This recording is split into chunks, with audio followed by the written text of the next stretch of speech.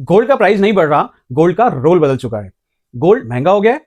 नहीं, हम लेट हो गए हैं। क्योंकि गोल्ड ज्वेलरी नहीं, गोल्ड अब वार्निंग सिग्नल है।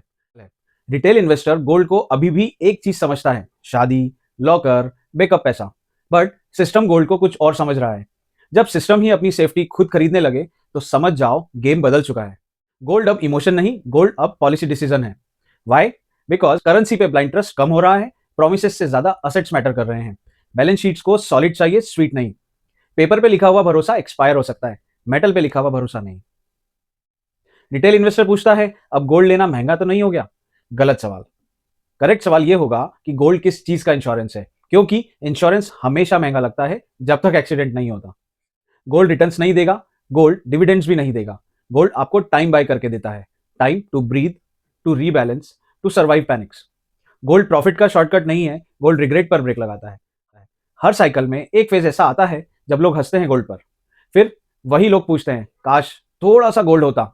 मतलब गोल्ड तब बोरिंग होता है जब दुनिया कंफर्टेबल होती है, और गोल्ड तब बोलता है जब सिस्टम साइलेंट हो जाते हैं, not because of greed but because of uncertainty, risk and lack of confidence. Gold optimism का असेट नहीं है, गोल्ड डाउट का असेट है। गोल्ड का काम आपको अमीर बनाना बिल्कुल भी नहीं है, गोल्ड का काम यह इंश्योर करना है कि जब गेम अगली हो जाए आप गेम में बने रहो। रिटर्न्स दिखते हैं स्टेटमेंट्स में, रिस्क दिखती है हिस्ट्री में। जो सिर्फ रिटर्न्स टेस्ट कर रहे हैं वो गोल्ड को कभी समझे ही नहीं, और जो गोल्ड को समझ गए उनको एक्सप्लेन करने की जरूरत ही नहीं।